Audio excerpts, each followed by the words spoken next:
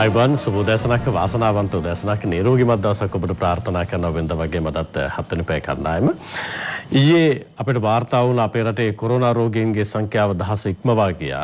එක් පැත්තකින් අපිට සතුටු වෙන්න පුළුවන් සුව වීමේ ප්‍රතිශතය සැලකිය යුතු මට්ටමකින් ඉහළ ගිහිල්ලා තියෙනවා.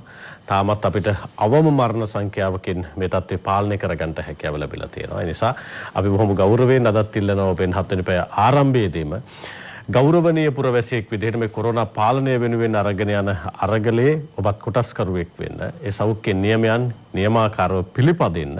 ඒ නියමාකාරව පිළිපදමින් කොරෝනා ව්‍යාප්තිය පාලනය කිරීම සඳහා ඔබ කොන්දේසි විරහිත මැදිහත් වීමක නිරත වන්න කියලා බොහොම ආදරෙන් අද උදේම 7 වෙනි පැය කණ්ඩායම ඔබෙන් ඉල්ලනවා.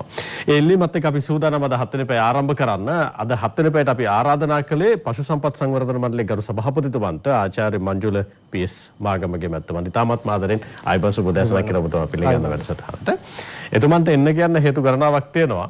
අපේ රටේ ආර්ථික ඉලක්ක සම්පූර්ණ කරගන්න යන ගමනේදී ගොවියා කිරි ගොවියා ශක්තිමත් කිරීම වෙනුවෙන් පශු සම්පත් සංවර්ධන මණ්ඩලය ව්‍යාපෘති ගණනාවක් ක්‍රියාත්මක කළා. ඒ විතරක් නෙවෙයි පශු සම්පත් සංවර්ධන මණ්ඩලය හරහා තවත් ව්‍යාපෘති ගණනාවක් සිද්ධ වෙනවා. එළුවන්, කුකුලන්, බැටළුවන් ඇතුළු වැඩසටහන ගණනාවක් ක්‍රියාත්මක වෙනවා. මේ කොරෝනා ව්‍යාප්තියත් එක්ක වසංගතයත් එක්ක උන්ට වෙලා තියෙන බලපෑම මොකද්ද? ඉලක්කයන් සම්පූර්ණ කරගන්න පුළුවන්ද? ඉලක්කයන් සම්පූර්ණ කර ගැනීම වෙනුවෙන් අලුත් මාවතක් හොයාගෙන යන්න සිද්ධ වෙයිද?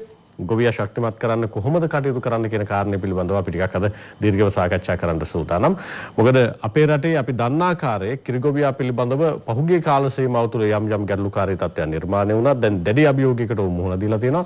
ඕන් මේ තත්ත්වෙ මුදවා ගන්න ඕන. උන්ට හෙට දවසේ යහපත් කියලා අපි පැහැදිලි කරලා දෙන්න ඕන. ඒ වෙනුවෙන් තමයි අපි සභාපතිතුමාට ආරාධනා කළේ.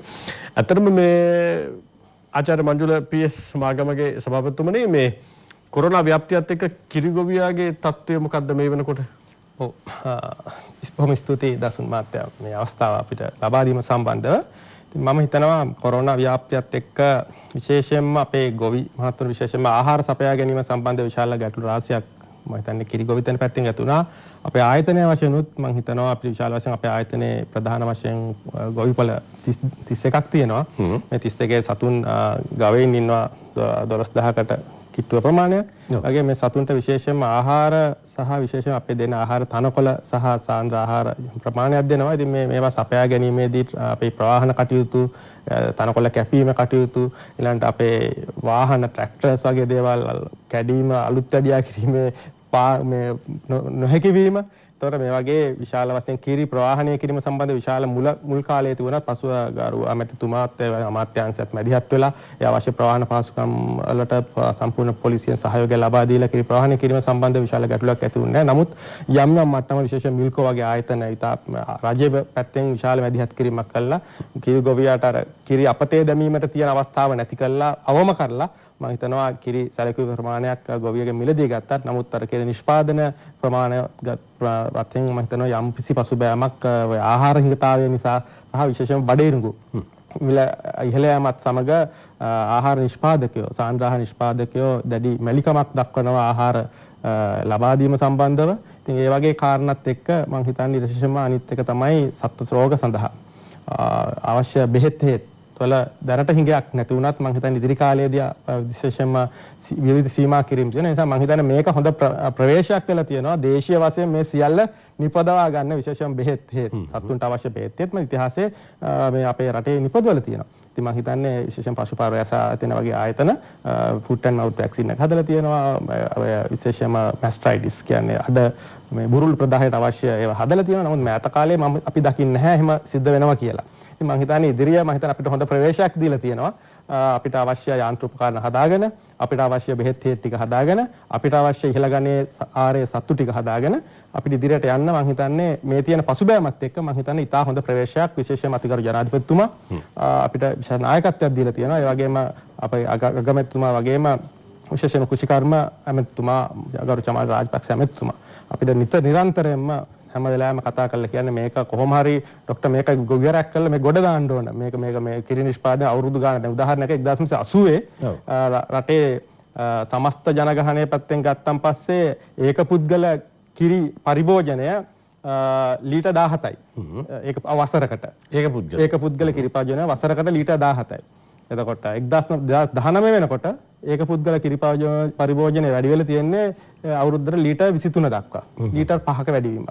හැබැයි කුකුල් කර්මාන්තයේ පැත්තෙන් ගත්තාම 300ක් වැඩි වෙලා තියෙනවා. ශීඝ්‍ර වර්ධනයක් තියෙනවා. ශීඝ්‍ර වර්ධනයක් තියෙනවා. හැබැයි මේ කිරිගව කර්මාන්තය හැමදාම එකම තැන එහාට මෙහාට වෙවි කිසිම විශාල සංවර්ධනයක් සිදු වෙන්න විවිධ බලපෑම් සිද්ධ වෙලා තියෙනවා. සභාපතිතුමා දැනට අපේ රටේ කිරිගවයන් කී දෙනෙක් විතර ඉන්නවද ඔබතුමාලා යටතේ පාලනය වෙන්නේ? ඔව් කිරි දැන් ගව සම්පත ගත්තන් පස්සේ මීගව සහ කිරිගව වශයෙන් දෙකොට්ටාසයක් ඉන්නවා.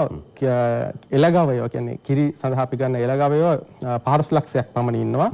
ඒ වගේම මීගවයොත් ලක්ෂ 5ක පමණ ප්‍රමාණයක් ඉන්නවා. ඉතින් මේ එළගවයෝ ලක්ෂ 5 ගත්තට පස්සේ අතරේ මං හිතනවා අවම වශයෙන් කිරිලීට 2-3ක්වත් දෙන මට්ටමේ ගත්තන් ලක්ෂ 5ක් විතර තමයි කිරි නිෂ්පාදනයට අපි දායක කරන්න පුළුවන් ඉන්නේ. ඒත් ලක්ෂ 2ක් පමණ ඉන්නවා මං හිතනවා සැලකිය යුතු ලෙස මෙම කාර්ය සඳහා දායක කරගන්න පුළුවන් සත්ව ප්‍රමාණයක් ඉන්නවා. එතකොට අපි දැක්ක විදේශ රටවලින් අපේ රටට ආනයනය කරනවා.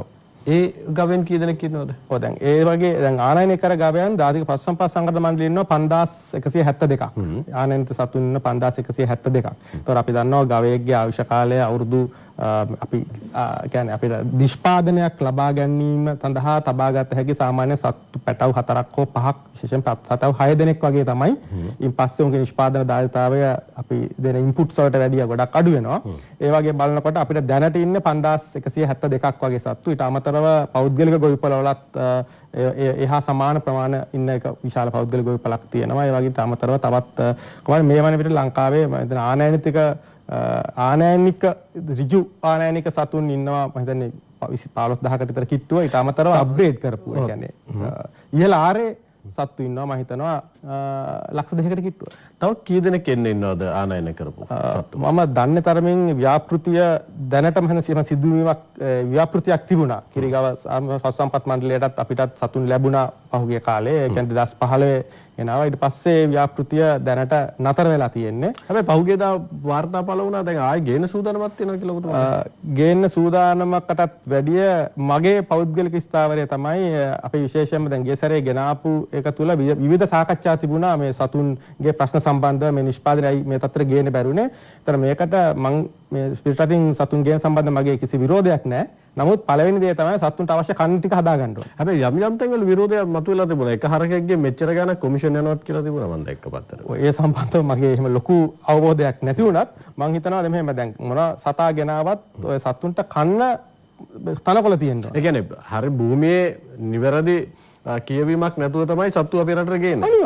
අනිවාර්යයෙන්ම මම හිතන්නේ දැන් උදාහරණයකට රිදියගම ගොවිපළ කියන්නේ ඒ පිහිටීම ගැන ලොකු ගැටලුවක් නැහැ. මොකද දැන් උදාහරණයක් වශයෙන් සතෙක් දවසකට ලීටර් 200ක් වතුර බොනවා. එතකොට ඒ වගේම ඌට හොඳ තනකොළ දැන් ඔය පිටරටින් ගේන සතෙක් දවසට තනකොළ සාමාන්‍යයෙන් ජීවබරෙන් 10%ක් තනකොළ දෙන්න ඕනේ. සාමාන්‍යයෙන් ඔය ගේන හැම සතෙක්ම කිලෝ 500ක් බරයි. එතකොට තනකොළ කිලෝ 50ක් කන්න දෙන්න ඕනේ. එහෙමනම් අපි ප්‍රධාන වශයෙන් අපි ගොවිපළක් පිහිටවල ගොවිපළ සංවර්ධනය කරනකොට අපේ මූලික ඉලක්කය වෙන්න ඕන එතන වතුර තියෙන්න ඕන සහ කියන්නේ ගොවීන්ට හානියක් නොවන විදිහට කියන්නේ ගොවි වගා කටයුතු සඳහා හානි නොවන විදිහට වතුර ගන්න පුළුවන් වෙන්න ඕන. ඒ වගේම තනකොළ වවන්න පහසුකම් තියෙනවා විශේෂයෙන්ම පැතලි සමතලා භූමි.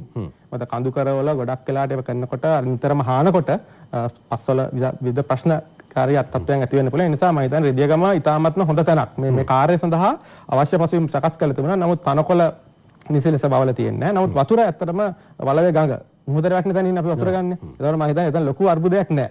එතන අපිට දවසකට සාමාන්‍ය වතුර ලීටර් ලක්ෂ 20ක් විතර පාවිච්චි වෙනවා. ඒ නිසා වතුර වල ක්වොලිටි එක සම්බන්ධ අපිට ප්‍රශ්න තියෙනවා. يعني වතුර සතාට ඕන සතෙකුට පණ තියෙන සත අපි ඉතාමත්ම මේ හොඳ වතුර ටිකක් දෙන්න ඕන. සහ හොඳ කැම ටිකක් දෙන්න ඕන. ඉතින් පැතලි බිම් තිබුණට අපිට ඒ සඳහා අවශ්‍ය යාන්ත්‍රිකමය පහසුකම්. ඒ කියන්නේ දැන් අපි ලෝකයේ කිරිගොවිපළ දැකලා තියෙනවා ඇමරිකාව චීනය ජපානය ඔය ආදී රටවල තියෙන කිරිගොවිපළ ගත්තන් පස්සේ ඒවා පැතලි සමතලා වීම මේ ට්‍රැක්ටර්ස් දාලා තමයි තනකොළ කපලා දැන් අපි ඔබතුමා හිතන්න පුළුවන් අපි අපේ හිදේම ගොවිපළ දල වශයෙන් ඉන්නවා 3500ක් සත්තු. එතකොට දවසකට එක සතෙක් කිලෝ 50ක් කනවා නම් දවසට තනකොළ ටොන් 75ක් කපන්න ඕන. තනකොළ සාමාන්‍ය අපි ගත්තොත් එහෙම අක්කරයක තනකොළ ලැබෙන්නේ සාමාන්‍ය මෙට්‍රික් ටොන් 8ක් 10ක්. කියන්නේ දල වශයෙන් දවසකට අක්කර 7ක හෝ 8ක තනකොළ කපන්න ඕන. ඒකට මේක මේ මිනිස්සු දෙන්නේ 3 දෙනෙක් දාලා කරන්න පුළුවන් වැඩක් නෙවෙයි. මේක අනිවාර්යයෙන්ම යාන්ත්‍රීකරණය වෙන්න ඕන. ඒ අවශ්‍ය කරන තනකොළ වැවීම සඳහා ඔබතුමාලා බිම් කඩවල් තියෙනවද හඳුනාගෙන තියෙනවද වවනවද මේ වෙනකොට? අනිවාර්යයෙන්ම අපිට ජාතික පශු සම්පත් සංවර්ධන මණ්ඩලය දැන් ගත්තොත් එහෙම අපේ මණ්ඩලයට තියෙනවා ඉඩම් අක්කර 31000. මේ 31000 අක්කර 12350ක් පොල් සඳහා වෙන් කරලා තියෙනවා. ඒ පොල් වග ආශ්‍රිතව අපේ තනකොළ තියෙනවා. ඒ තනකොළ සඳහා වෙනම අපි පොල් ත්‍රිකෝණේ ඒ අදාළ ඒ ප්‍රදේශයේ සුසු අපේ ලංකාවේ බ්‍රීඩින් පොලිසි එකක් තියෙනවා. ඒ අනුව අපි හදපු සත්ත්ව කොට්ටාස ඉන්නවා. ඒවා හැබැයි තවදුරටත් මේ බ්‍රීඩින් පොලිසි එක පසුගිය කාලය තුළ නිසිලස ක්‍රියාත්මක වෙලා නැහැ. අපි ඒවත් ගැන සැලකිල්ලට අරගෙන ලෝක ප්‍රවණතාවය සැලකිල්ලට අරගෙන අපේ අවශ්‍යතාවය මම හිතනවා අපේ බලාපොරොත්තු තමයි 2025 වෙනකොට මේ රට මේ අවශ්‍ය කිරි ප්‍රමාණය අපිට අවශ්‍ය කිරි ප්‍රමාණය මේ රටේම නිපදවා ගන්න. ඒ සඳහා අවශ්‍ය මම හිතනවා දැන් අපි සාකච්ඡා පවත්වාගෙන යනවා. මම හිතන්නේ ඉදිරියේදී ඒ සඳහා විශේෂයෙන්ම අපිට මම දකින්නේ මේ තනකොළ තෘණ සහ සංරක්ෂිත තෘණවල අවශ්‍යතාවයක් තමයි තියෙන්නේ. සහ අපේ යම් මට්ටමක කාර්මිකකරණයක් කියන්නේ මේ ෆීල්ඩ් එක කියන්නේ මේ තනකොළ තෘණ නිෂ්පාදනය යම් ආකාරයකට මේ කාර්මීකරණය කර යුතුයි කියන තැන දෙන. මොකද නැත්තම් වෙන්නේ මේ හැම කෙනාම තියෙන කැලල් ටික ඔක්කොම කපලා අපි තනකොළ හිටවන්න ගත්තොත් මේ රටේ පරිසරයට මොකද්ද වෙන්නේ කියන එකත් අපි හිතන්න ඕන. ඒ නිසා මම හිතන්නේ ඒකක අඩු අක්කර ගන්නකින් ඒකකයෙන් අපිට ප්‍රොඩක්ටිවිටි එක වැඩි කර ගන්නවා. දැනට තියෙනවා විශේෂයෙන්ම ඔය බඩේ සෝගම් සහ බඩේනුගු වර්ග තියෙනවා අපි වර්ධනය කරනලාද ඒ දේවල් ඇත්තටම අපිට පුළුවන් يعني අක්කරයකට ටොන් 20ක් ගන්න. දැන් සෝගම් වර්ග තියෙනවා අක්කරයකට ටොන් 20ක්. හැබැයි ඒව ගන්න නම් විස්තෘත ජල සැපයුමක් තියෙන්න ඕන. ඒ කියන්නේ පැය කියන්නේ ජල මහ දෙකන්නේම අපිට වගා කරන්නත් පුළුවන් වෙනවා. දැන් බොහෝ වෙලාවට පශු සම්පත් මණ්ඩලයේ තියෙන්නේ මේ මහ කන්නේ වගා කරන්න පුළුවන් අහස් දියෙන් වගා කළ හැකි ඉඩම් තමයි තියෙන්නේ. එතකොට ඒ තැන් වල එතකොට ඊළඟ මාසය කන්න දෙන්න කොහොමද? මේ වගේ ප්‍රශ්න. ඒ නිසා අපිට අවශ්‍ය ප්‍රධානම දේ තමයි අපේ මම හිතන්නේ ගරු ජනාධිපතිතුමත් ඒ වගේම අග්‍ර ඇමතිතුමත් පැහැදිලිවම තේරුම් ගන්න තියෙනවා මේ කාර්ය කරන්න අතගහලා තියෙනවා. මම හිතන්නේ අපේ රටේ අවශ්‍ය විස්තෘත ජල පද්ධති හදලා එහෙම නැත්නම් තාවකාලික හෝ විදේශ වලින් ගෙන්නලා ඒ වේගවත් සංවර්ධන කටයුත්තට දැන් අත තියන්න පටන් ගන්න තියෙනවා. සභාපතිතුමා ඔබතුමාලගේ යම් හැදෑරීමක් තියෙනවද අපේ රටේ දෛනිකව දියරකිරි පරිභෝජනය කරන්න මෙන්න මෙච්චර ප්‍රමාණයක්. ඒ සඳහා අපි සතුන් මෙන්න මෙච්චර ප්‍රමාණයක් අපි අපේ රටේ ජීවත් කළ යුතුයි නැත්නම් නඩත්තු කළ යුතුයි. ඒ ඔස්සේ අපිට දෛනිකව මෙන්න මෙච්චර දියරකිරි ප්‍රමාණයක් ලබා ගන්න පුළුවන් කියලා ඔබතුමාලගේ නිශ්චිත ඇගීමක් තියෙනවද? ඔව් අපේ අනිවාර්යයෙන්ම අපේ තියෙනවා. අපේ දැනට ජාතික පශු සම්පත් සංවර්ධන මණ්ඩලය වශයෙන් අපි අපේ ඇගීම තමයි දෛනිකව අපිට අවශ්‍ය වෙන රටට අවශ්‍ය වෙන ෆ්‍රෙෂ් මිල්ක් දියරකිරි ප්‍රමාණය තමයි ලක්ෂ 8ක්. දැනට කොච්චර නිෂ්පාදනය කරනවද? දැනට මණ්ඩලය වශයෙන් අපි නිෂ්පාදනය කරන්නේ ලීටර් 40ක් 45000ක පරමාණයක්. රටේ සමස්තයක් වශයෙන් ලක්ෂ 4කට ලක්ෂ 3,50,000ක් හතරත් අතර ඔක ඩ්‍රයි සීසන් එකේදී පොඩ්ඩක් වෙනස් වෙනවා. වැහි කාලේ වෙනකොට පොඩ්ඩක් වැඩි වෙනවා. නමුත් දල වශයෙන් ලක්ෂ 4ක්. ඒ සඳහා ඔබතුමාලා මේ වෙනකොට රටේ සත්තු කී දෙනෙක් නඩත්තු කරනවද? ඔව් දැනට ඔය කිරි ප්‍රධාන වශයෙන් ඔය කිරි ලීටර් ලක්ෂ 4 බොහෝ වෙලාවට එන්නේ 90%ක්ම 95%ක්ම එන්නේ ලක්ෂ 2ක් වගේ සත්තු ප්‍රමාණයකින්. එතකොට අනිත් රටවල් එක්ක ගත්තාම ලක්ෂ 2ක සත්තු ප්‍රමාණයක් නඩත්තු කරලා ගන්න පුළුවන් උපරිම කිරි ප්‍රමාණයද අපේ රටේ අපි නිෂ්පාදනය කරන්නේ? නෑ. ඇයි හේතුව මොකක්ද ඒකට හේතුව? සත්තුන්ට කන්නේ නෑ. සත්තුන්ට කෑම සහ වතුර දෙනවා නම් ඔය ගන්න කිරි ප්‍රමාණය තව අනිවාර්යයෙන්ම තව ලක්ෂ 2ක් වැඩි කරන්න පුළුවන් අවුරුද්දක් ඇතුළත. ඒ කියන්නේ තාක්ෂණික භාවිතාව තාම හරියට අපේ රටේ සිද්ධ වෙන්නේ හරියට වෙන්නේ නැහැ. ඒ කොතනද අඩුපාඩුව තියෙන්නේ? ඒක මම හිතන්නේ පළවෙනි දේ තමයි මේ කිරිගොවිතැන සම්බන්ධව තියෙන දැනුමේ පොඩි විශාල ගැටලුවක් තියෙනවා. ගොඩක් අය හිතන් ඉන්නවා මේ කිරිගොවිතැන කියන්නේ මේ ඉතා බොහොම සරල දෙයක්. ඒක ඉතා සංකීර්ණයි. ඒ ඇත්තටම ගත්තොත් එහෙම ඒක තාක්ෂණික දෙයක්. මේ අපි කිරිගොවිතැන කියලා කතා කරලා වැඩක් නැහැ. මේකට කියනවා තාක්ෂණික කිරිගව කර්මාන්තය. මේ තාක්ෂණික දෙයක්. මේක අපි ඉන්න ඕන ගොවි මහත්තුරුන්ට වැඩිය මේක ඉන්න ඕන හොඳ හර්ඩ් මැනේජර්ස්ලා. අපි ලක්ෂයක් විතර වටුපක් ගන්න පුළුවන් වෙන විදිහට ඒ අය මේක සංවර්ධනය කරලා දෙන්න ඕන. මෙහෙම නැතුව හැමදාම මේ සතෙක් දෙන්නේ තියාගෙන කිරිලීට 5ක් අරගෙන මේ වැඩේ කරන්න ගියොත් මම හිතනවා අපේ රටටත් විශාල බරක් වෙනවා. මම හිතන්නේ අපේ බලාපොරොත්තු කවදාවත් අපිට ඉෂ්ට වෙන්නේ නැහැ. ඇත්තටම අර එක තැනකදී මම දැක්කා ලියලා තියෙනවා මේ අපේ රටේ කෘෂි කර්මාන්තය සම්බන්ධයෙන් උපදෙස් දෙන්නේ ගොවියන්ට ගිහිල්ලා කූණ්ඩැල්ලෙක් දැක්කම ඊයා කියලා දුවන කට්ටිය. එතකොට දැන් ඇත්තටම ගවයෙක්ගේ ගිහිල්ලා ගවයා අතපත ගාලා ගවයා පිළිබඳව හරි කියවීමක් නැති නිලධාරීන් ඉන්නකොට ඔය කියන තාක්ෂණික භාවිතාව කොහොමද ගන්න බෑ. ගොවියා කියලා කියන්නේ නැත්නම් කිරි ගොවියා කියලා කියන්නේ ඒ තරම් බුද්ධිමත්කමක් තියෙන කෙනෙක් නෙවෙයි සමහර වෙලාවට. හැබැයි නැතුවමත් නෙවෙයි උපාධිධාරීන් පවයි කර්මාන්තේ නේද?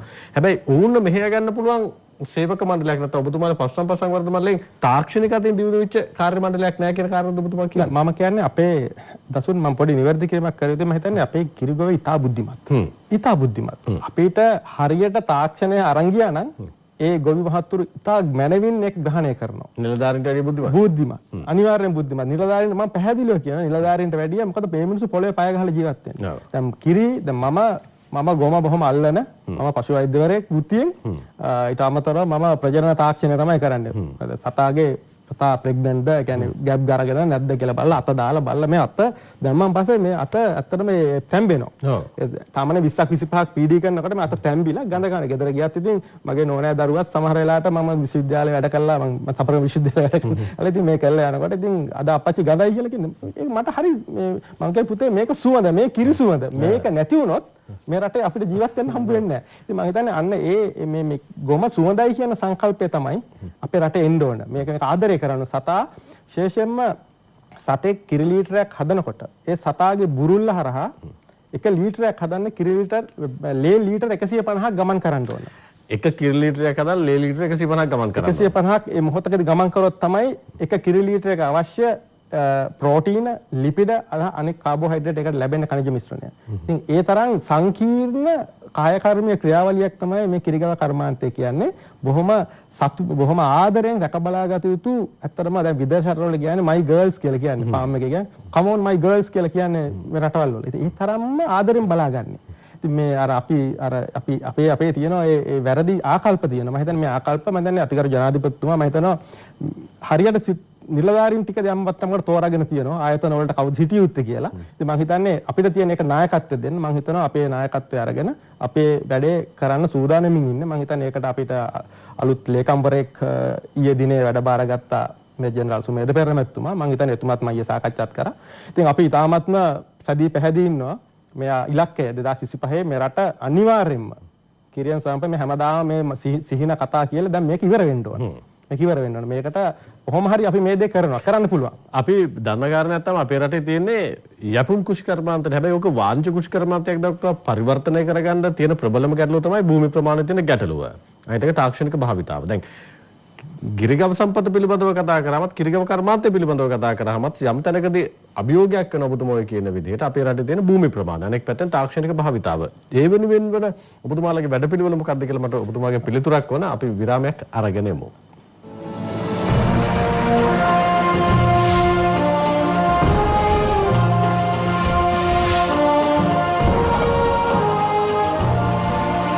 අපි අද හතර පැයට ආරාධනා කළේ පශු සම්පත් සංවර්ධන මණ්ඩලයේ සභාපති ආචාර්ය මංජුල PS බාගමගේ මැතිතුමන්. අපි විරාමයට යන කලින් මම ඔබතුමාගෙන් ප්‍රශ්න කළේ අපේ රටේ කිරිගව කර්මාන්තයක් විදිහට සංවර්ධනය කරගන්න තියෙන බාධක මොනවද? භූමිය සම්බන්ධයෙන් ගැටලුවක් තියෙනවද නැත්නම් ගොවියන් සම්බන්ධයෙන් ගැටලුවක් තියෙනවද? මොකක්ද ඇත්තටම තියෙන ගැටලුව? ඇත්තටම ගත්තොත් මම හිතන්නේ මේ භූමිය සම්බන්ධ නම් විශාල කියන්නේ භූමියේ අයිතිය සම්බන්ධව යම් ගැටලු තියෙන තැන් තියෙනවා.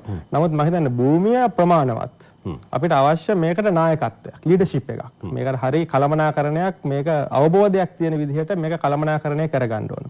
දැන් උදාහරණයක් වශයෙන් ගත්තොත් මේ රටේ තව තියෙන ප්‍රශ්නයක් තමයි බොහෝ කිරිගොවියෝ සහ කිරි කර්මාන්තයට ආස කරන බහුතරයක් අය දන්නේ නැහැ. දැන් සතෙක් තමන් ජීව බරෙන් 50% කන්න දෙන්න ඕන කියන කිසිම කෙනෙක් දන්නේ නැහැ. මේ සාමාන්‍යයෙන් සතෙකුට තනකොළ අපි සාමාන්‍යයෙන් කිරි කර්මාන්තයේදී 70%ක් තනකොළ දෙන්න ඕන. 30%යි අපි සාන්ද්‍ර ආහාර හා අනිකුත් ආහාර දෙනවා. ඊට අමතරව මේකට එකතු වෙන්න ඕන මේවා ඇතුලේ තියෙන්න ඕන විශේෂයෙන්ම ඔය සයිලේජ් ඒ කියන්නේ සංරක්ෂිත තුන විශේෂ හේ කියලා තියෙනවා. ඉතින් මේ වගේ මේ සාමාන්‍ය තුන වලට වැඩිය ඩ්‍රයි මැටර් ප්‍රමාණය වැඩි. ඒවා අපේ රටේ වවනවද? ඔව් මේවා ඇත්තටම දැන් සයිලේජ් කියන්නේ මේ අලුත් මේ විශ්මයජනක දෙයක් නෙමෙයි. තනකොළ ටික කළු පාට රෙද්දකින් දාලා මාස 3ක් විතර තිබ්බන් පස්සේ ඒක යම් ක්‍රියාවලියක් සිදු කරනවා අපි. යම් දේවල් එකතු කරන වෙලාවක් තියෙනවා. ඒකට මේක අපිට සංරක්ෂණය කළා විශේෂයෙන්ම දැන් මහ කන්නේ අපිට වවන්න පුළුවන් නම් මහ කන්නේ මහා පරිමාණයෙන් මේක වවලි වෙලා අමතරව ඉතුරු වෙන ටික සම්පූර්ණයෙන්ම සංරක්ෂිත සයිලේජ් වශයෙන් අපි ගොඩ ගන්නවා. ඒ කියන්නේ ඒ සඳහා මේ කියන්නේ අමතර රැකිය අවස්ථාවන් නිර්මාණය කරන්න පුළුවන්. අනිවාර්යයෙන්ම. දැනට එහෙම වවන ගොවින් ඉන්නවා. ඔව් දැනට ඇත්තට මහා පරිමාණ සයිලේජ් නිෂ්පාදකයෝ සැලකුත් ප්‍රමාණයක් ලංකාවේ ඉන්නවා 3 දෙනෙක් 4 දෙනෙක් වගේ. විශාල මහා පරිමාණයෙන් කරන අය මම නම් සඳහන් කරන්නේ නැහැ මේ වෙලාවේ. ඉතින් මම හිතන්නේ අපිට අවශ්‍යයි දැන් අපි ඔබතුමා අහලා ඇති අර මෙගා ෆාම් concept එක කියලා. ඩේරි මෙගා ෆාම් වගේම අපිට අවශ්‍යයි මෙගා ෆොඩර් ෆාම්ස්. ඒ කියන්නේ මේ තෘණ මහා පරිමාණයෙන් තෘණ නිෂ්පාදනය. අපි ඒකට අපි පටන් ගන්න අපි යෝජනා කළ තියෙනවා අමාත්‍යාංශයට ගරු ඇමතිතුමාට සහ ජනාධිපතිතුමාට පොළොන්නරුව ගොවිපළය. අක්කර 3200ක් තියෙනවා. ඒකේ ඔය අලි ප්‍රශ්නයක් තියෙනවා. ඒ අලි ප්‍රශ්නේ අපි ළඟදී විසඳ ගන්න අදාළ කටයුතු මම හිතන්නේ ගරු ජනාධිපතිතුමත් ඇමතිතුමාටත් අපි ඉදිරිපත් කළා තියෙනවා. අපිට ඒක විසඳ දෙන්නම් කියලා තියෙනවා. ඉතින් මේ පොළොන්නරුව වගේ ගොවිපළක අක්කර 2000ක් අපි දැන් යෝජනා කළා තියෙනවා මේ වර අක්කර 1000ක් වවන්න තන්තුරන වවන්න මේ වවලි වල මේකෙන් සංරක්ෂණය කළා මේ පොළොන්නරුව ගොවිපළේ ඉන්නේ මීහරක් 1000ක් විතර ඉන්නේ. ඒතකොට ඒකට ලොකු කෑම ප්‍රමාණයක් අවශ්‍ය වෙන්නේ නැහැ. ඒතකොට මේ සංරක්ෂිත තෘණ අපිට පුළුවන් ඉතා පහසුවෙන් මොකද පොළොන්නරුව කියන්නේ හොඳට වියලි දේශගුණයක් තියෙන කාලයක්. ඒතකොට මේක හදලා මේ සයිලේජ් එක හදලා මේක පුළුවන් අපිට පොළොන්නරුවෙන් ගොවිපළේම තියෙනවා. එතනම තමයි තියෙන්නේ දුම්රියපළ. ඒකෙන් දාලි වල අපි එවනවා අපේ තියෙන්නේ අපේ බෝපත් තලාව මැණික් පාලම ඩයගම ගොවිපළවල තියෙන්නේ අපේ තලව කැලේ. කෝච්චියෙන් තලව කැලේට එවුවන් පස්සේ ඉතා පහසුවෙන් මේ උඩ අපේ විශේෂයෙන්ම දැන් මැණික් පාලම වගේ ගොවිපළක් ගත්තොත් ඒකේ කිරිගවය 350ක් විතර ඉන්නවා. ඒ විශාල ප්‍රශ්නයක් තියෙනවා තනකොළ. අපි හිතේ තනකොළ යම් ප්‍රමාණයක් තියෙනවා. මොකද ගොඩක් වෙලාවට අපි ඒ තියෙන ඉඩම් වල වවනවා. ගොඩක් ඒ තනකොළ වැවෙන වේගය සමහර තැන්වල අඩුයි. ඒ නිසා අපිට මොකද විශේෂයෙන් සීත කලාපේ. ඒ නිසා මේ අඩු නිසා අපිට හැම වෙලාවෙම ලොකු තනකොළ හිඟයක් තියෙනවා සහ සේවක හිඟයක් තියෙනවා. ඉතින් මේ නිසා අපිට මම හිතනවා අපිට ඉතින් අනිත් එක තමයි අප් කන්ට්‍රි කියන්නේ උඩරට කලාපේ අපිට යාන්ත්‍රීකරණය කරන්න බෑ. ඔව්. මොකද කරොත් එහෙම වෙන්නේ නායයන් පටන් ගන්නවා. ඒ වගේ විශාල ගැටලු වෙන නිසා අපි අනිවාර්යයෙන්ම මේ කිරිගොවි කර්මාන්තය ආර්ථිකමය වශයෙන් පශු සම්පත් මණ්ඩලය දිනු කරන්න නම් පශු සම්පත් මණ්ඩලයේ බ්‍රීඩින් ගොවිපළක්. ඒ කියන්නේ අභිජනන මධ්‍යස්ථාන වශයෙන් මේක. මොකද අපේ මැන්ඩේට් එක තමයි පශු සම්පත් මණ්ඩලයේ මේ රටට අවශ්‍ය අභිජනන ද්‍රව්‍ය නිකුත් කිරීම. නිපදවීමට අමතරව. මොකද අපි පශු සම්පත් මණ්ඩලය අපිට බොහෝ වෙලාවට මේ අපි ජෙනරේට් කරන මුදල් වලින් තමයි දුවන්නේ. අපි හැබැයි අපි මහා භාණ්ඩාගාරයෙන් අපි ඉල්ලීමක් කළා දෙනවා අපිට මොකද මේ තියෙන තත්ත්වෙන් ගොඩ එන්න නම් අපි ජෙනරේට් කරන අවුරුද්දට බිලියන දෙකක් විතර ඕක එහාට මෙහාට කරකව ඉඳලා මේක කරන්න අපහසුයි. ඉතින් මේකට පොඩි ඉන්ජෙක්ෂන් එකක් දෙන්න කියලා අපි ඉල්ලීමක් කළා තියෙනවා. දැනට සභාපතිතුමා අපේ රටේ පවතින දේශගුණය ඔබතුමාලා ඔය කියන ඉලක්කය සපුරා ගන්න බාධාවක් නෙවෙයිද?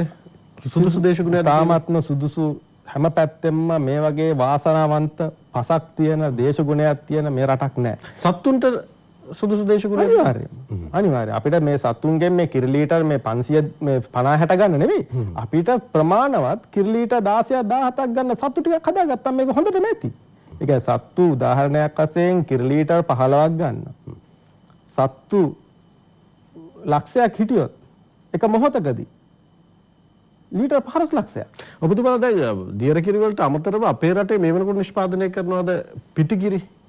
පිටිකිරි විශේෂයෙන්ම අපේ සහෝදර ආයතනයක් වෙන මිල්කෝ ආයතනය හයිලන්ඩ් වශයෙන් කිරි නිෂ්පාදනය කරන ඊට අමතරව තවත් පෞද්ගලික ආයතන මේ සම්බන්ධ පෞද්ගලික ආයතනයක් විශේෂයෙන්ම කිරි පිටි නිෂ්පාදනයේදී පිටි නිෂ්පාදන කටයුතු සිදු කරගෙන යනවා. ඔබතුමාලා සාමාන්‍ය ඉලක්කගත කරලා තියෙනවද අපේ රටට අවශ්‍ය කරන පිටිකිරි ටික නිෂ්පාදනය කරන්න සාමාන්‍යයෙන් මෙන්න මෙච්චර ප්‍රමාණයක් දියර කිරි නිෂ්පාදනයක් කරන්න ඕන කියලා? දැනට දසුන් මහත්තයා මේ ලංකාවට වාර්ෂිකව රුපියල් බිලියන 58ක පිටිකිරි ගේනවා. ඔව්. ඒ ගේන ප්‍රමාණය තමයි අපි ගත්තොත් ලීටර් මෙට්‍රික් ටන් 1250ක්. ඒවා හැබැයි බිලියන. කිරිම නෙවෙයිනේ නේද? මම ඒ සම්බන්ධව ඔබතුමා මම හිතන්නේ ඒකයි කතා ඒ මම හිතන්නේ වෛද්‍ය විද්‍යාත්මක අපි ඕන තරම් පැහැදිලි වෙලා තියෙනවා. ඉතින් ඒ සම්බන්ධව මම කතා කරන්නේ නැහැ. ඉතින් මම කිසිසේත්ම මම ඒ සම්බන්ධව පානය කිරීම කිසිසේත්ම ප්‍රොමෝට් කරන්නේත් නැහැ. පුළුවන් තරම් ෆ්‍රෙෂ් මිල්ක් බොන්න තමන්ගේ පරමාවශ්‍ය වැඩි වෙයි. මේවා බිව්වොත් මොකද්ද වෙන්නේ කියන එක මම දේශීය වශයෙන් නිෂ්පාදනය කරන්න පුළුවන් ධාරිතාවක් තියෙනවද රටේ? හදන්න පුළුවන්. අනිවාර්යෙන් අපිට අවශ්‍ය ප්‍රමාණය ලීටර් මිලියන 1250යි. අවුරුදු වසරකට. දැනට අපි හදනවා මිලියන 420ක් ලීටර්. ඒතර අපිට තව අවශ්‍ය වෙන්නේ මේක 800යි. ඔව් 800 නුත් දැන් ඇත්තටම ඔය 800 නුත් 400ක් විතර යන්නේ විශේෂයෙන්ම ටුවරිසම් ඒ වගේ විශේෂ කර්මාන්ත අසෝ රටේ මිනිස්සුන්ට ෆ්‍රෙෂ් මිල්ක් බොන්න අවශ්‍ය වෙන්නේ තව 400යි. මේක ඩබල් කරන්න ඕන. ඩබල් කරන්න නම් අපිට අවශ්‍යයි දැනට හදන කිරි ලීටර් ලක්ෂ 4 ලක්ෂ 8ක් කරන්න ඕන. මම සරල දෙයක් නේ. ලක්ෂ 2ක් සත්තු කිරි දෙනවා නම් මේ රටේ මම විශ්වාස කරනවා 15 ලක්ෂයයි මිනිහරක් ඉන්නවා ලක්ෂ 5ක් ලක්ෂ 20ක් සත්තු ඉන්නවා. දැන් මගේ ගොවිපළවල ගත්තත් අපේ අවම වශයෙන් මිනිහරක් පවා සාමාන්‍යයෙන් කිරි ලීටර් 4ක් 5ක් දෙනවා. එතකොට අවම කියන්නේ මම ඇවරේජ් එක වශයෙන් ගත්තොත්. එතකොට අපිට මේ දෙන කිරි ප්‍රමාණය සත්තු ලක්ෂ 2ක් මොහොතකදී කිරි දෙනවා නම් අපි අයින් කරන් ලක්ෂ 2ක් හොඳ සත්තු ඉන්නේ ලක්ෂ 2කින් මොහොතකදී කිරි දෙන්නේ ඒකෙන් 60යි කියන්නේ 60ක් කිව්වොත් එහෙම අපිට 1 ලක්ෂ 60ක් කිව්වන් පස්සේ ලක්ෂයයි 1 ලක්ෂ 20000ක් 1 ලක්ෂ 25000ක් ප්‍රමාණයක් කියන්නකෝ. එතකොට 1 ලක්ෂ 25000ක් සත්තු මොහොතකදී අපිට පුළුවන් නම් කිරි ලීටර් 2ක් වැඩි කරගන්න. අද හදන මොකද වෙන්නේ? ලක්ෂ 3ක් වැඩි වෙනවා. 1 ලක්ෂ 20000ක් ඊටකොට 2 ලක්ෂ 60000ක් වැඩි වෙනවා. එතකොට අද ලවන 4 ලක්ෂේ 6 ලක්ෂ 60000ක් වෙනවා. මේක අමාරු ඉලක්කයක් නෙවෙයි. මේකට හැබැයි තියෙනවා විස්තම්භ 4ක් තියෙනවා මේකේ. අතිගරු ජනාධිපතිතුමාගේ කැමැත්ත සහ විල් එක ඒක අවශ්‍යයි. එතුමාගේ ඒක උපරිමයෙන් ලෙස තියෙනවා.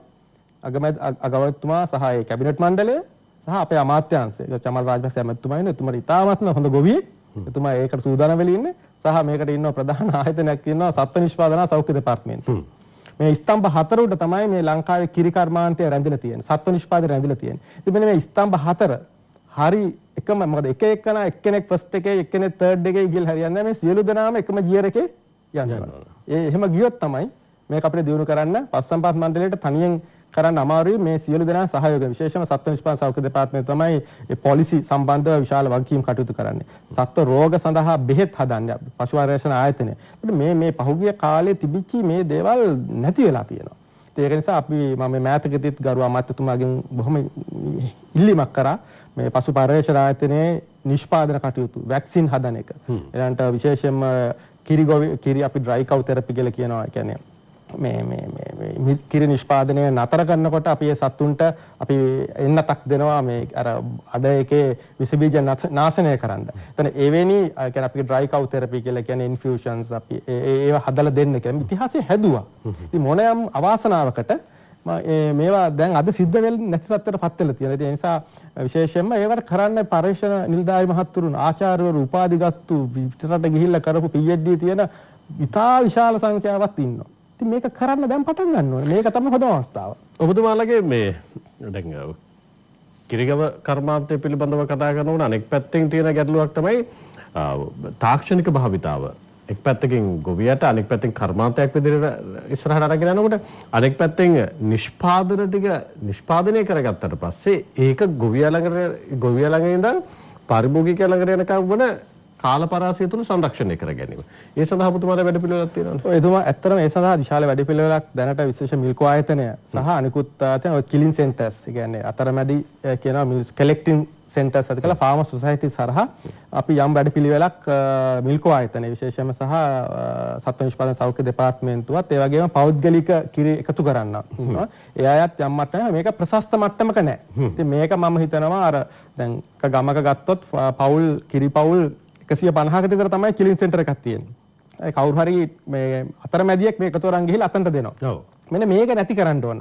හැම කිරිගොවියෙකු ළඟට ගිහිල්ලා අපිට යම් ක්‍රමවේදයක් තියෙන්න ඕන.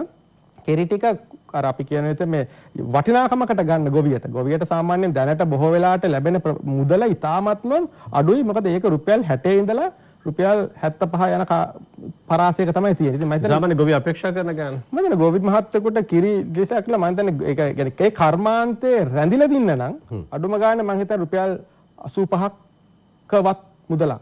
ගොවියා 85ක 80ක 85ක වගේ මුදලක් ලැබෙනවා නම් හොඳයි.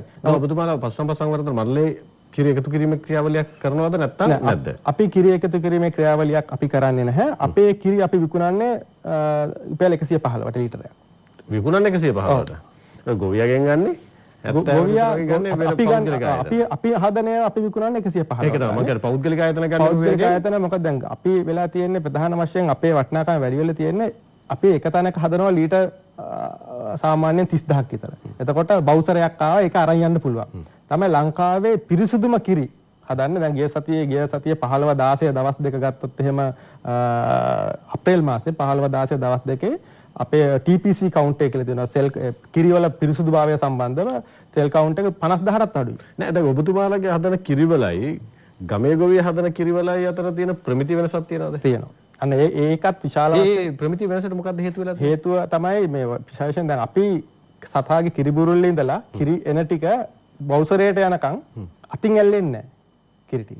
නමුත් අපි ගත්තොත් එහෙම දේශීය අපි ගත්තොත් එහෙම කුඩා පරිමාණ කිරිගොවීන් ඒ කිරි දොවන විදිහ සහ ඒවා ට්‍රාන්ස්පෝර්ට් කරන භාණ්ඩ අර ගත්තන් පස්සේ මම හිතනවා ඒ වගේ අර ක්වොලිටි එක සම්බන්ධව අර නරක නැහැ. නමුත් ඒ වගේ යම් අර අපේ මට්ටමන ප්‍රශස්ත මට්ටමක නැහැ. ඉතින් මෙන්න මේ කිරිගවි කර්මාන්තය දියුණු කරනවා නම් මෙන්න මේ විශේෂයෙන්ම මේ සඳහා දැනට විශේෂ මිල්කෝ වගේ ආයතන ඉතා ඉහළ මට්ටමක මේවා ස්ටරයිස් කරලා මේ භාණ්ඩ එකතු කරන භාණ්ඩ ස්ටරයිස් කරලා සීල් කරලා භාණ්ඩ කටවල දෙකක් තියෙනවා. අද දෙන කට්ටලේ බාර දෙනකොට තව ස්ටරයිස් කරපු කට්ටලයක් ගොවියට දෙනවා. ඉතින් ඒ වගේ ක්‍රමවේදයක් රට පුරාම ඇති වෙන්න ඕන. ඉතින් එතකොට තමයි අපිට ඉතා ඉහළ මට්ටමේ හොඳ කිරියද ඒ වගේම පුළුවන් හැකි හැම විටම විශේෂයෙන්ම සතු 10ක් 12ක් වගේ ඉන්න තැන්වල අපිට පුළුවන් නම් යම් ආකාරයේ තාක්ෂණික ක්‍රමවේද පාවිච්චි කරොත් මම හිතන්නේ මොකද කිරිවල මේ ප්ලේට් කවුන්ට් එක අඩු වෙන්න කිරි කල් තියා ගන්න පුළුවන් ප්‍රමාණය වැඩි වෙනවා. දැන් උදාහරණයක් වශයෙන් අපේ කිරි ලීටරයක් අපි ගත්තොත් එහෙම අපේ සාමාන්‍යයෙන් අපි ටෙට්‍රා පැක් කියලා ගහනවා. ඒක සාමාන්‍යයෙන් මාස 6ක් තියා ගන්න පුළුවන්. නමුත් සමහර ගත්තොත් එහෙම ප්ලේට් කවුන්ට් එක වැඩි නම් එක මාස 4යි මාස 3යි යෝගට් එකක් තියෙනවා යෝගට් එකක් හැදුවොත් සමහර වෙලාවට ප්ලේට් කවුන්ට් එක වැඩි එකකින් යෝගට් එක හැදුවොත් ඒක සාමාන්‍යයෙන් සති 2ක් වගේ තමයි තියාගන්නේ. එහෙම නැත්නම් හොඳ එකකින් හැදුවොත් සති 4ක් විතර තියාගන්න. එතකොට ඒ නිසා තමයි අර අපේ කිරි වලට මිලක් ලැබෙන්නේ. එනතුව සුවිශේෂී හේතුවක් නෑ. මොකද ඒ වගේනින් අපි වියදම් කරන මුදල ගත්තොත් දැන් රිදියක වගේ ගොවිපලක අපේ මාසික ලයිට් බිල ලක්ෂ 35යි. ඒක ගොවියෙකුට මේක දරා ගන්න බෑ. ඒ නිසා මේ මම යෝජනා කරන්නේ මේ හැමදේම මේ අති තාක්ෂණ යෝජනා කරන්නේ. නමුත් අධි තාක්ෂණය ඇතුලේ අඩු ගන්න මේ රටේ මුළු කිරි නිෂ්පාදනයේ 130ක් 40ක්වත් කෙරෙන්න ඕන. එහෙම වුණත් තමයි මේ ඉහළ මට්ටමේ මොකද අපි ඉදිරියේ අපි ඉලක්ක කරගන්නේ විදේශය. මේ රට විතරක් නෙවෙයි. නෑ මම ඊළඟට එන හිටියත් එතරම් තමයි. ඔබතුමාලා දැන් අපි අපේ රටට ගේනවා වගේම අපේ රටෙන් පිටරටකට යවලා ඩොලර් වලින් අපේ රටට ඉන්කම් එකක් ගන්න ක්‍රමවේදයක් ඔබතුමාලා හිතලාද? දැන් ඔය කියන විදිහත් එක්ක ඊ හිතන්න තියෙන පරාසය සාමාන්‍ය සෑහෙන ඈතක තියෙන්නේ. දැන් දේශීය අවශ්‍යතාවය පූර්ණ කරගන්න තව කිරි ලීටර් 800ක් විතර හදන්න ඕන. මේ ඔබතුමා 8 ලක්ෂයක් විතර හදන්න ඕන. අපි තව 4 ලක්ෂයකට 5 ලක්ෂයට හැපැත්ත අපි සීමා ඉලක්කයකට යන්න ඕනේ. ඉතින් මම හිතන්නේ මේ ඉලක්කය වෙත යන්නේක කැපවීම තියෙනවා නම් අමාරු නෑ. මේක අවුරුද්දක් දෙකක් ඇතුළත කරන්න පුළුවන්. මේකට ඍජු නායකත්වයක් අවශ්‍යයි. දැනට කිරි නිෂ්පාදන මොනවත්ම අපි පිටරට වලට යවන්නේ නැද්ද? දැනට යම් යෝගට් වගේ යම් ප්‍රමාණ මාළදිවයින්ට වගේ යවන ස්වභාවයක් ඇති වෙලා තිබුණා. නමුත් නම් කොවිඩ් මේ වසංගත තත්ත්වයන් දෙක මම හිතන්නේ ඒවා බොහෝ වෙලාවට සීමා වෙලා. ඒ කියන්නේ විදේශ ඉල්ලුමක් තියෙනවද? වෙළඳපොළ අනිවාර්යයෙන්ම තියෙනවා. වෙළඳපොළ තියෙනවා. මේක තමයි අපි කියන්නේ විශේෂයෙන්ම හයි ක්වොලිටි. අපේ කියන්නේ විශේෂයෙන්ම මම කිව්වේ අර තත්ත්ව කිරිවල තත්ත්වය සම්බන්ධව ඉතා වැදගත් අපිට. මොකද අපි විශාල වියදමක් දරනවා. අපේ දැන් මිල්කින් මැෂින් එකක් ගත්තා පාලර් කියලා කියන්නේ ඒ වගේ දෙයක් මේන්ටේන් කරන්න වසරකට මිලියන 76ක් යනවා. සෝරි මිලියන 7.6ක් ලක්ෂ 76ක විශාල මුදලක් වැය වෙනවා. ඉතින් මේවා අපි වැය කළා. එතකොට අපිට ඒ කියන්නේ ඒ පිරිවැය ලැබෙන්න අපිට යන වියදම් ටික ලැබෙන්න ඕනේ. ඒකට ඒකේ ක්වොලිටි එක තමයි අපේ මූලික පරමාර්ථය. ඉතින් මම හිතන්නේ පිරිසුදුම කිරි හදනකොට අපිට ඒකේ මුදල සම්බන්ධ ගැටලුවක් නැහැ. දැන් කවුරු හරි මේ කිරි කර්මාන්තයට එනවා නම් අපි විදේශ වෙළඳපොළ ඉලක්ක කරගෙන නිෂ්පාදනයක් කරනවා නම් උඩ තියෙන පළවෙනි ගැටලුව වෙන්න පුළුවන් සතු ටික හරියට නැහැ. තමන්ට ආයෙ කරන ප්‍රාග්ධනයක් නැහැ. තාක්ෂණික දැනුමක් නැහැ. ඔබතුමාලා මැදිහත් වෙලා දෙන්න සූදානමක් තියනවද? නැත්නම් ඒ වගේ ක්‍රමවේදයක් අපි අනිවාර්යයෙන් මොකද අපි දැනට මම හිතනවා හෙටත් පොඩි සාකච්ඡාවක් තියෙනවා මේ ගරු බැසිල් රාජපක්ෂ ඇමතුමත් සමග සහ කොවිඩ් කාර්යසාධක බලකායේ ආර්ථික සංවර්ධන අංශය සමග මේ අපි දැන් බලාපොරොත්තු වෙනවා අතර මේ රටේ තියෙන ප්‍රධාන වශයෙන් මේ මහා ගොවි විශාල කිරි කර්මාන්ත සම්බන්ධ මේ දැනුම සම්බන්ධ ගැටලුවත් ඒ සඳහා විශේෂම ජාතික පස්සම්පත් මණ්ඩලයේ තියෙන රිදේගම ගොවිපළ තමයි දකුණු ආසියාවේ තියෙන රජයක් විසින් පාලනය කරන විශාලම ගොවිපළ. දැනට තියෙනවා සතු 3500කට 3400කට කිට්ටු සතු ප්‍රමාණයක් 1750ක් ඉන්නවා. ඒකට මේක දිනෙන් දින වැඩි වෙනවා. ඉතින් මේක තාක්ෂණය උපරිම මට්ටමකට නැති වුණත් යම් කෙනෙකුට දෙන්න පුළුවන් අපේ විසුරුම් ජල පද්ධතිය පාලර්ස් මැෂින්ස් හයි හෝස් පවර් යම් ට්‍රැක්ටර් ප්‍රමාණයක් මේ ගොඩක් ඒවා කැඩලා තියෙන පහුගිය කාලේ මේ රිපෙයාර් කරලත් නැති ප්‍රශ්නයක් කියලා. නමුත් යම් මට්ටමකට මේ දැනුම දෙන්න අපිට ඉතාමත්ම තියෙන ආයතන විශාල හැකියාවක් තියෙනවා. ප්‍රාග්ධනයේ සම්බන්ධයෙන් වෙන මැදිහත් වීමක් කරන්න පුළුවන් ඔබතුමාලට?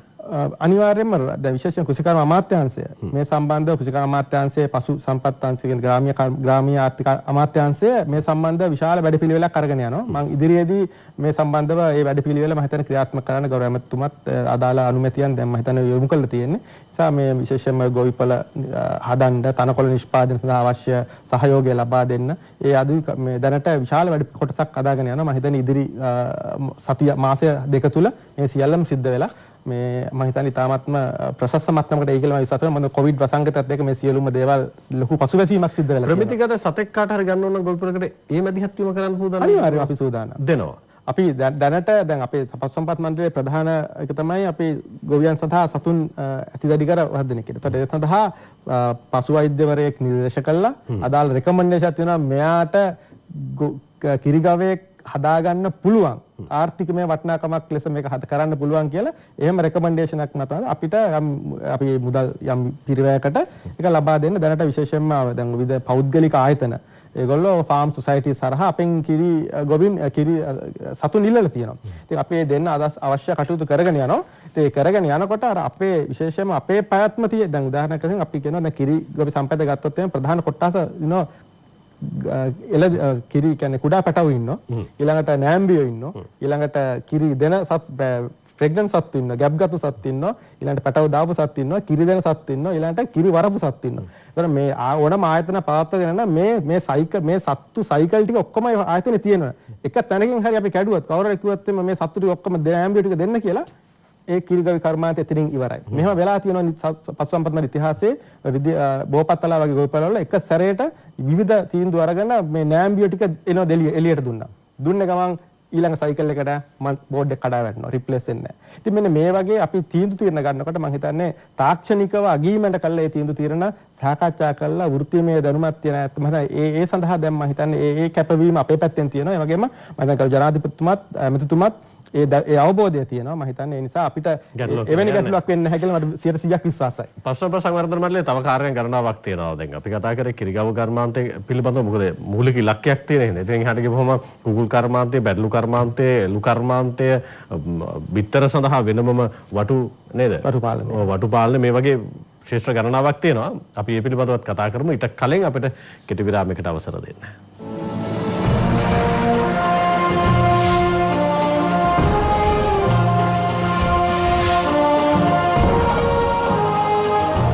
අපි අලුත් හතර පැයත් එක්ක පශු සම්පත් සංවර්ධන මණ්ඩලයේ ගරු සභාපති ආචාර්ය මංජුල පී.එස්. මාගමගේ මැතිතුමන් එක්ක ඉස්සර මේ ගොවි ගම්මානවල ඇත්තෝ කිව්වේ පැටිපස් පරාණේ කියලා. ඌස් පැටියෙක් ඉන්න ඕන, බලු පැටියෙක් ඉන්න ඕන, එළු පැටියෙක් ඉන්න ඕන, හරක් පැටියෙක් ඉන්න ඕන, කොළු පැටියෙක් ඉන්න ඕන.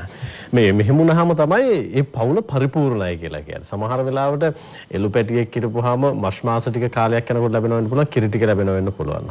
ගව පැටියෙක් හරකෙක් හිටපුවාමත් එහෙමයි. බලු පැටියෙක් හිටපුවාම පූස් පැටියෙක් හිටපුවා. එතන වෙනම සංස්කෘතියක් නිර්මාණය වෙනවා. හැබැයි ඕකෙන් ක්‍රමක්‍රමයෙන් අපි ඈත් වෙනවා නේද? ඉස්සර පොට කලන්තේ දාලා ළමයෙක් ඉස්කෝලේ යනවාම කැඳ බීලා දාවි කියලා කතාවක් නිර්මාණය කරලා අන්තිමට කැඳ බොන එකෙන් ළමයි අයින් කරා. දැන් කැඳ බොන්න කියලා අපි ප්‍රචාරය කරා යනවා. මෙන්න මේ සංස්කෘතික පරිවර්තනයේ එක හානියක් තමයි අපි අද අත්විඳින්නේ. අපිට වෙලා තියෙන්නේ මේ කිරිගව සම්පත පිළිබඳව සහ දීර්ඝ පිළිබඳව කතා කරන්න වෙලා තියෙන්නේ.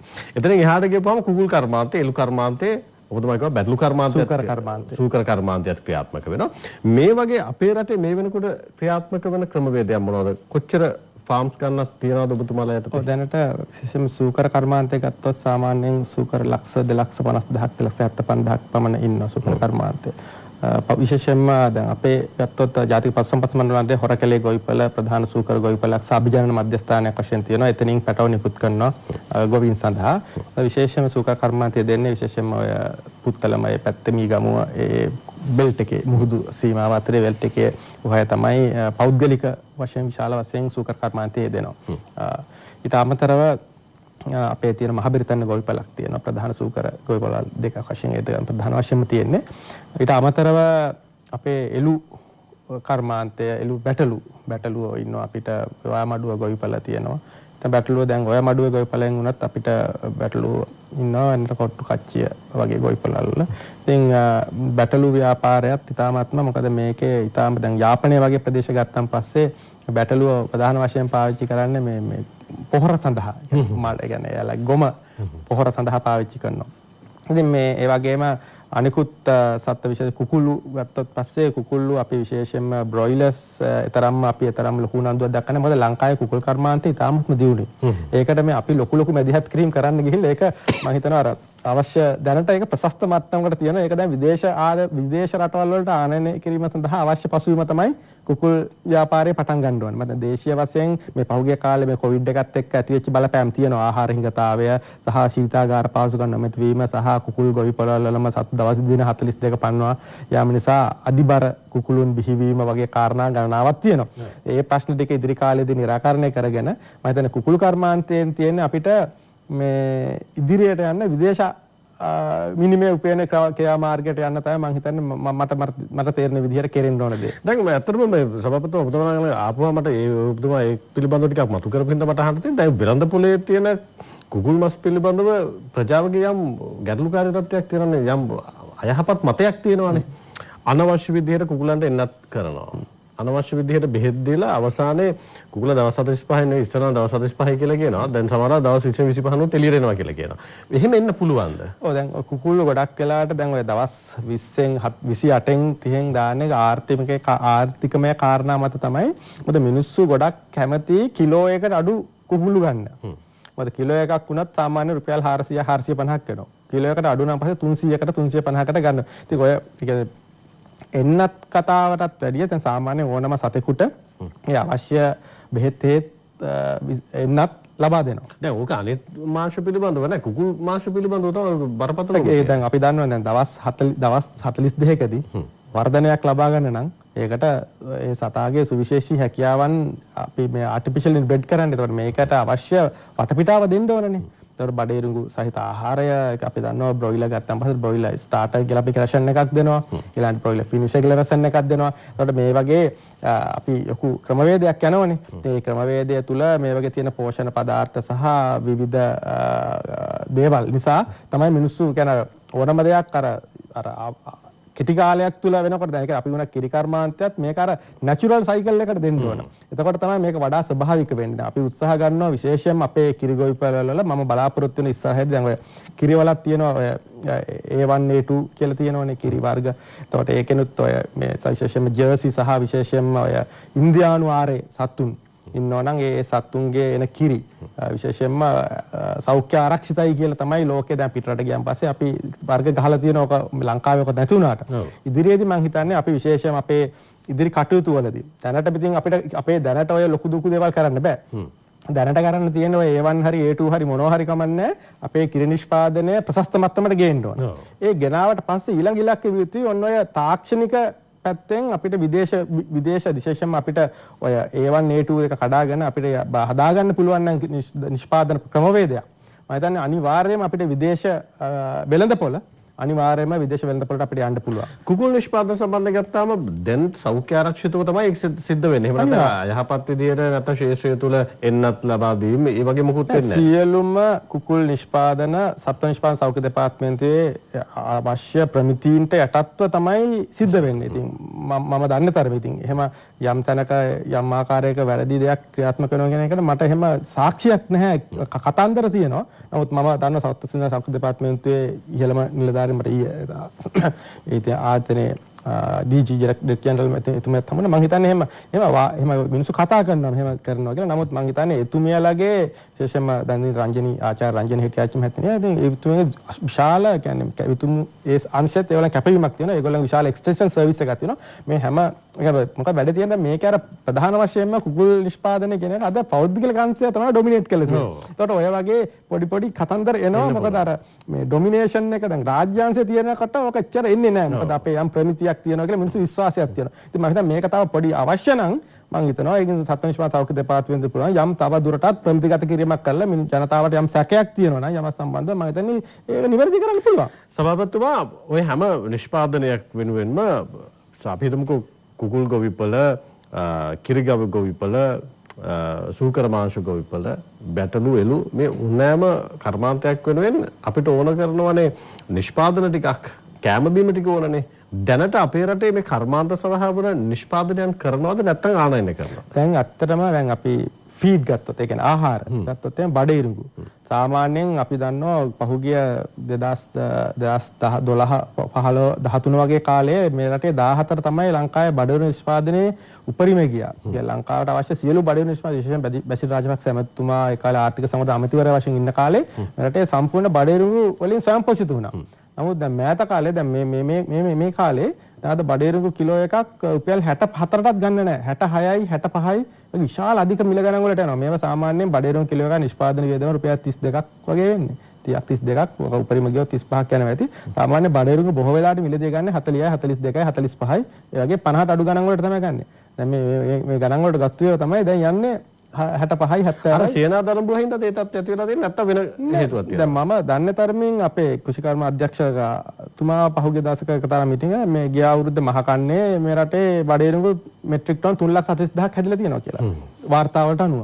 හැබැයි 3,40,000ක් හැදිලා තිබුණා නම් බඩේරුඟයක් එන්න විදිහක් නැහැ. ඒක තමයි මගේ දැනුම හැටියට මගේ තර්කය. මොකද මේ රටේ වර්ෂයක මාසයකට බඩේරුඟු පරිහරණය කරන්නේ සතුන්ගේ ආහාරයට සහ මිනිස්සුන්ගේ අපි ත්‍රිපෝෂ සඳහා පාවිච්චි කරන. ඒ ඔක්කොම මම හිතනවා මෙට්‍රික් ටන් 45,000ට වැඩිය අඩුයි කියලා තමයි මගේ දැනුම. මම නිවැරදි කරන්න පුළුවන් කාට හරි වැරදි නම්.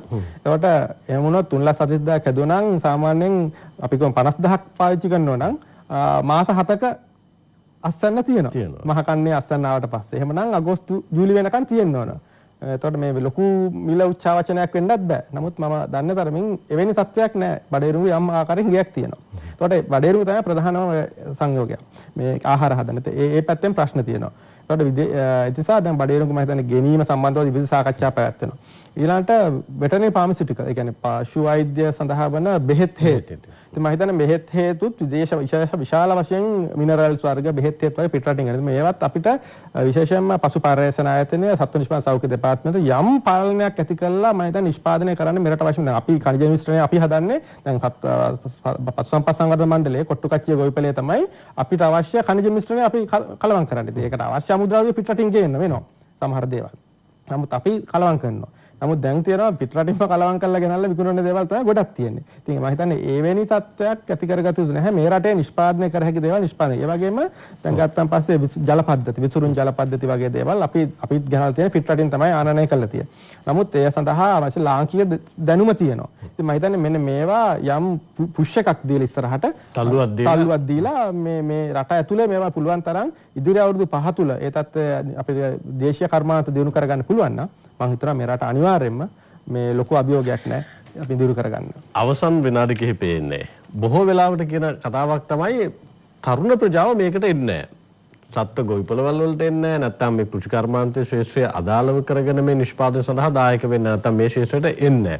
ඇත්තටම ඔබතුමාලා හඳුනගෙන තියනවාද සත්ත්ව පාලනය වෙනුවෙන් කුකුල් පාලනය වෙනුවෙන් හරි මේ ගොවිපළවල් වලින් තරුණයන් එන්නේ නැත්තේයි ගෙන්න ගන්න තියෙන වැඩපිළිවෙල මෙන්න මේකයි ලෝකෙ මෙන්න මේකයි පාවිච්චි කරන ක්‍රමවේද කියලා ඔබතුමාලා හඳුනගෙන තියනවාද? ඔව් දැන් ඇත්තටම දැන් මම පුංචි උදාහරණයක් කියන්නම්. ඇත්තටම දැන් අපි දැන් පශු සම්පත් මණ්ඩලයේ අපි අවශ්‍ය පහසුකම් නැති එකටත් වැඩිය මේකේ තියෙන්නේ අර මේකේ තියෙන ආර්ථිකමය වටිනාකමක් දැන් අද තරුණයෝ කැමති මේක ෆෝන් එක අරගෙන ඇප් එකකින් මේක බලන්න පුළුවන් තමන්ට හරක් කියලා අද හරක කී ලීටර් කීයක් දුන්නද දැන් මගේ හරක මොකද වෙන්නේ කියලා බලන්න. ඒ වගේ අර තාක්ෂණික පැත්තට තමයි බොහොම කැමති බොහොම නිකන් පහසුවෙන් ඉඳගෙන කරන්නේ. ඉතින් අපේ අද කර්මාන්තය තුල එවැනි තාක්ෂණික අර නැඹුරුව සමග යන ඉදිරියට අර ගෝ එක නැහැ කියලා කියන්නේ. එහෙම එකක් තියෙනවා. ඉතින් මම හිතන්නේ ඒක එකක්. අනිත් එක තමයි මේ කිරි කර්මාන්තයේ තරුණයෝ අද විශේෂයෙන්ම ඇග්‍රිකල්චර් පැත්තේ යත්තන් පස්සේ බොහෝ වෙලාවට මේ ඇග්‍රිකල්චර් වලට අපි එන්නේ ලංකාවේ වෛද්‍යවරයෙක් වෙන්න බලාපොරොත්තු වෙච්ච දරුවෝනේ. වෛද්‍යවරයෙක් වෙන්න බැරුණාන් පස්සේ ඊළඟට දන්ත වෛද්‍ය වෙනවා, ඊළඟට පශු වෛද්‍ය වෙනවා, ඊළඟට ඇග්‍රිකල්චර්. ඒකට මේගොල්ලෝ විශේෂයෙන්ම කෘෂි කර්මාන්තයට ආවට පස්සේ මේ අර එතන අර නියෝජනය කරන පිරිස බලනවා ඒ අම්මාකාරයකට අර මේකේ ටයිපටිය දාගෙන වැඩ කරනවා. මම මේ ටයිපටිය දාගෙන මෙතනට ආවට මට මේ ගොම ඇඳුම ඇඳගෙන මට බොහොම හොඳට ගොම අල්ලලා සතුත් එක්ක ජීවත් වෙන්න පුළුවන්. මට නම් ඇග්‍රිකල්චර් උපාධිධාරියක් මමත් විශ්වවිද්‍යාල ආචාර්යවරයෙක් වශයෙන් උපාධිධාරියට ඒ මානසිකත්වයක් එන්න ඕන. ඉතින් මෙන්න මේක තමයි මම හිතන්නේ මේ දෙකම එකතු කරලොත් මම හිතනවා මේ රටේ මම හිතනවා තරුණයෝ කැමති මේක කරන්න. අපිට මේක ලීඩර්ෂිප් එකක් දීලා මේකේ තියෙන මේ යහපත් දේවල් ටික මතු කරලා ගන්න ඕනේ. ඒක වෙලා නැති ප්‍රශ්න තමයි තියෙන්නේ. හොඳයි අපි පශු සම්පත් සංවර්ධන මණ්ඩලයේ ගරු සභාපති ආචාර්ය බංජුල පී.එස්. මාගමගේ මැතිතුමන් එක්ක ගැඹුරු සාකච්ඡාවක් කළා. මේ ශාස්ත්‍රයේ තියෙන අඩුළු හුඩුකම් මොනවද, හඳුනාගෙන තියෙන පරිමාණ මොනවද, ඒ වගේ ඉලක්කගත වීම කොහොමද කියන කාරණේ සම්බන්ධයෙන් ආනයන අපනයන කියන කාරණා දෙකත් එක්කම බද්ධව අපි කතා කළේ. අපි විශ්වාස කරන ඔබතුමාගේ නායකත්වය තුළ හෙට දවසේදී යහපත් ප්‍රතිඵලයක් ලැබෙවි කියලා ඔය ආයතනය තුළ. ඒ තුළ අපිටත් දියරකිරි වීදුරුවක් උදේට බීලා ඉන්න පුළුවන් වෙයි. ඒ සඳහා වන අතිරික්තයක් අපේ රටේ නිර්මාණය වෙනවා නම් තමයි බොහෝ දෙනෙක් කැමති. මොකද එතකොට තවත් නිෂ්පාදනයකට යන්න පුළුවන්. ඒ වෙනුවෙන් ඔබතුමාට ශක්තිය ධෛර්ය ලැබෙන්න කියලා ප්‍රාර්ථනා කරනවා. අයිබෝන් කියලා වැඩසටහන සමුදෙනවා. අපි 7 වෙනි පැයෙන් සමු ගන්නවා යලි 7 වෙනි පැය මුණ ගැහිම හෙට උදේ 7ට. අයිබෝන්.